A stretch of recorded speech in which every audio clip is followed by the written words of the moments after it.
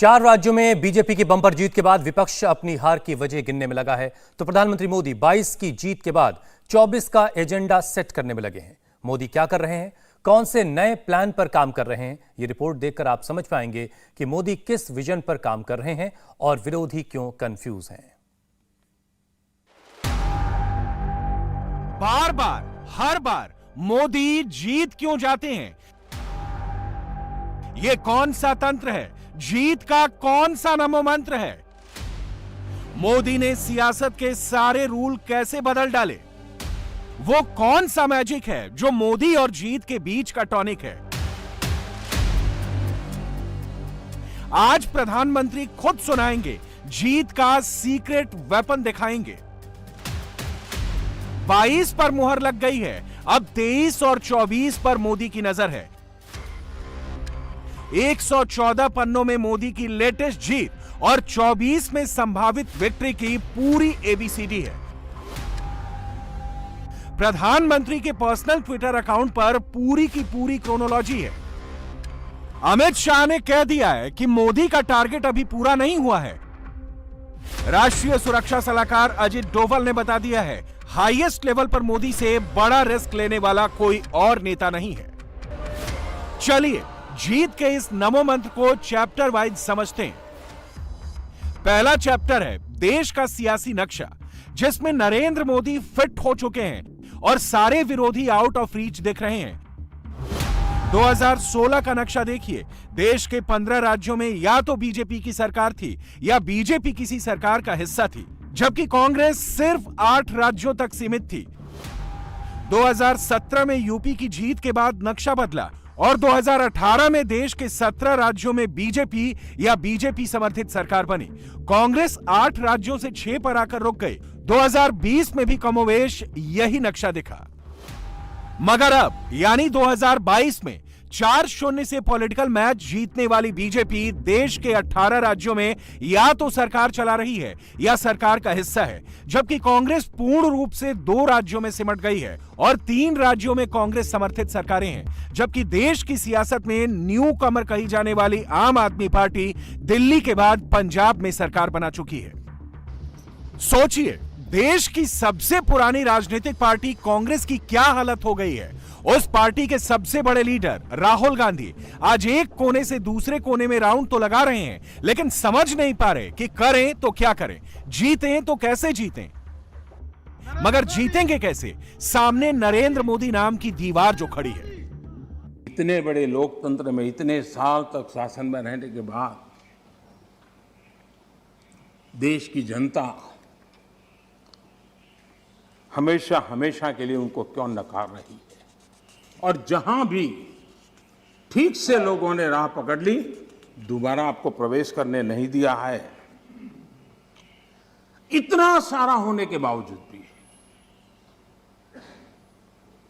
हम तो एक चुनाव हार जाए ना, महीनों तक न जाने इकोसिस्टम क्या क्या करती है।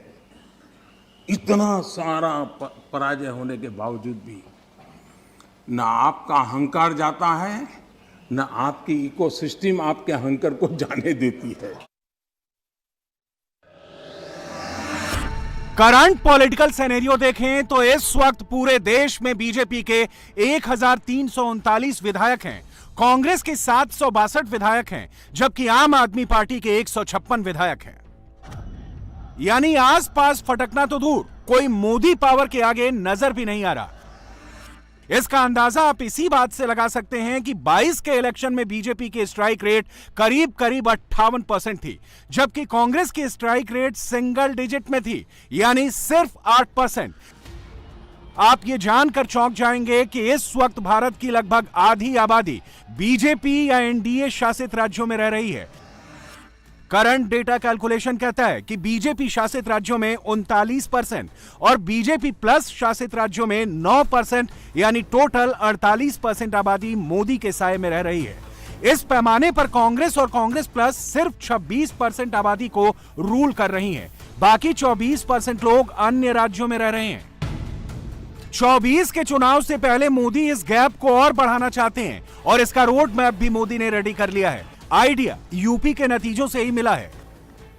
उदाहरण के तौर पर मोदी ने पश्चिमी यूपी से लेकर पूर्वांचल तक 134 सीटों पर जीत दिलाने में अहम भूमिका निभाई।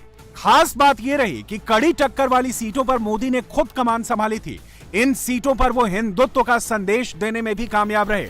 मोदी ने जिन सीटों पर प्रचार किया उनमें 134 विधानसभा सीटें भगवा रंग में रंग गई। प्रचार बिना कोई चुनाव परिणाम नहीं होता। 2007 की बहुमत वाली मायावती सरकार के पैर अखिलेश यादव ने 2012 में रथ यात्रा और जनसंपर्क करके उखाड़े थे। सीधे शब्दों में कहें तो मायने यही रखता है कि चुनाव में नेताजी जनता के बीच कितना रहे। मोदी ने यूपी में वो कर दिखाया। 16,836 किलोमीटर का चुनावी सफर तय किया। मोदी ने सेम यूपी वाला पैटर्न गुजरात और हिमाचल विधानसभा चुनाव के लिए लॉन्च कर दिया है। 22 का पहला रिजल्ट आते ही 22 के दूसरे एग्जाम की तैयारी शुरू कर दी है। मगर विरोधियों के तेवर देखिए, बीजेपी का बढ़ता ग्राफ उन्हें नहीं दिख रहा। हाँ, यह जरूर क्लेम किया जा रहा है कि 24 से पहले मोदी का डाउनफॉल शुरू हो जाएगा। समाजवादी पार्टी की नैतिक जीत हुई है और समाजवादी पार्टी के कार्यकर्ता नेताओं ने और जनता के सहयोग से समाजवादी पार्टी बढ़ रही है और भारतीय जनता पार्टी घटी है। या यूं कहे कि जनता का जो समर्थन मिला है, जो परसेंटेज ऑफ वोट था वो बढ़ गया है और हमारी समाजवादियों की सीटें भी जनता ने बढ़ा दी। ये समाजवादियों की नैतिक जीत हुई है और आने वाले समय में भारतीय जनता पार्टी घटेगी। मोदी विरोधी इकोसिस्टम दावे कितने भी बड़े बड़े करें, मगर इस वक्त तो मोदी को रोकना मानो नामुमकिन सा लगता है। इसका सटीक जवाब अमित शाह ने दिया है। डंके की चोट पर कहा है, मोदी अभी रुकने वाले नहीं हैं। कुछ दिनों बाद मोदी मॉडल ऑफ गवर्नेंस की इनसाइड स्टोरी एक किताब के जरिए सामने आएगी। मगर किताब के भीतर गृह मंत्री अमित शाह ने जो कहा है वो 24 से पहले की बहुत बड़ी भविष्यवाणी है।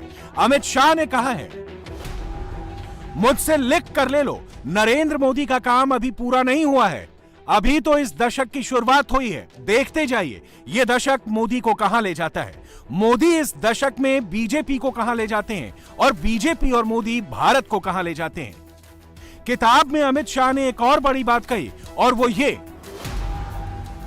कि मोदी के कंट्रीब्यूशन को तौलना कठिन है। चुनावी जीत और नंबर ऑफ सीट से मोदी के काम को तौला नहीं जा सकता। मोदी और उनके एडमिनिस्ट्रेशन ने बीजेपी के लिए उन लोगों का भी रिस्पेक्ट हासिल किया है जो बीजेपी को वोट नहीं करते।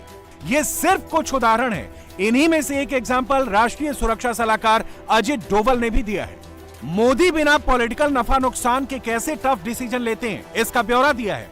अजित डोवल लिखते हैं, उरी हमले के बाद पाकिस्तानी आतंकियों पर जवाबी कार्रवाई का पॉलिटिकल कॉल मोदी ने लिया। यानी मोदी ने ना सिर्फ सर्जिकल स्ट्राइक की कामयाबी की जिम्मेदारी ली, बल्कि वो उसके फेल्योर की जिम्मेदारी लेने को भी रेडी थे। डोवल ने मोदी के लिए एक बड़ी बात यह भी कही कि भविष्य में अगर देश के दुश्मनों ने कोई हरकत की तो उसे जवाब देने का तरीका उरी और पुलवामा से बिल्कुल अलग हो सकता है। यही है मोदी स्टाइल ऑफ थिंकिंग।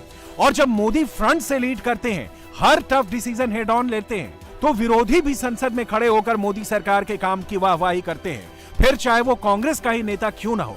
ताजा उदाहरण यूक्रेन संकट में हिंदुस्तानियों के रेस्क्यू ऑपरेशन का है। सुनिए कांग्रेस के नेता आनंद शर्मा ने क्या कहा। One thing is appreciable and commendable rather, that the work that has been done by the Ministry of External Affairs, our diplomats, our missions abroad. It is not easy. It's an evacuation in the war.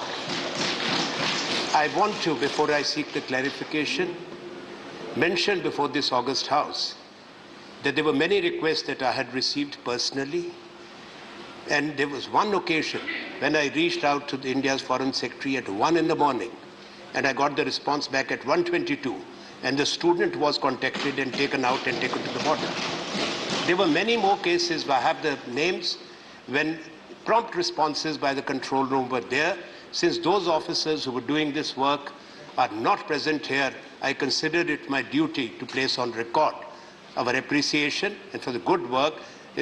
At any time of day and night, those officers were available. Modi सरकार जब ऐसे काम करती है तो हर national और international सर्वे में numbers भी दिखते हैं। मसलन अमेरिकी एजेंसी मॉर्निंग कंसल्ट की लेटेस्ट अप्रूवल रेटिंग देख लीजिए। 74% के साथ मोदी अभी भी लीड कर रहे हैं। दुनिया का कोई लीडर मोदी के आसपास भी नहीं है। मोदी अपनी इसी वर्किंग स्टाइल की बदौलत आगे बढ़ते जा रहे हैं और विपक्षी खेमा पीछे छूटता जा रहा है। मगर मोदी विरोधी इकोसिस्टम की मुसीबत यह है कि वो सीखना नहीं चाहता। मोदी अभी से ग्राउंड में उतरकर गुजरात वाली जीत की स्क्रिप्ट रेडी कर रहे हैं और राहुल 5 राज्यों में कांग्रेस की चुनावी हार के बावजूद ट्विटर पर ही अटके पड़े हैं। प्रियंका भी सेम पिच पर हैं। यूपी में हार पर बंद कमरे में मीटिंग्स हो रही हैं, मगर प्रियंका की ट्विटर टाइमलाइंस पर भी राहुल वाली कहानी चल रही है। कांग्रेस में भीतर खाने उठापटक चल रही है। हाई कमान 22 में मिली हार से बौखलाया हुआ है। धड़ाधड़ इस्तीफे हो रहे हैं। पंजाब से लेकर यूपी तक सबके इस्तीफे की कॉपी 10 जनपद पहुंचने लगी है, सोशल मीडिया पर फैलने लगी है। मगर इसके उल्टे सोनिया गांधी अब ये नैरेटिव सेट करने में बिजी हैं कि फेसबुक हो या ट्विटर, हर प्लेटफॉर्म सरकार के इशारों पर चल रहा है। The rising danger of social media being abused to hack our democracy. Global companies like Facebook and Twitter are used increasingly to shape political narratives by leaders, political parties, and their proxies. It has repeatedly come to public notice that global social media companies are not providing a level playing field to all political parties. Sir, the blatant manner in which social harmony is being disturbed by Facebook with the connivance of the ruling establishment is dangerous for our democracy. Young and old minds alike are being filled with hate through emotionally charged disinformation and proxy advertising. Companies like Facebook are aware of this and are profiting from it. I urge the government to put an end to the systematic influence and interference of Facebook and other social media giants in the electoral politics of the world's largest democracy. एक line में कहें तो 22 में 4 राज्यों में मोदी को मिली जीत के बाद मोदी विरोधी इकोसिस्टम बौखलाया हुआ है। इंडिया टीवी हर वक्त हर जगह डाउनलोड करने के लिए सर्च करें India TV news Google play store या ऐप स्टोर पर।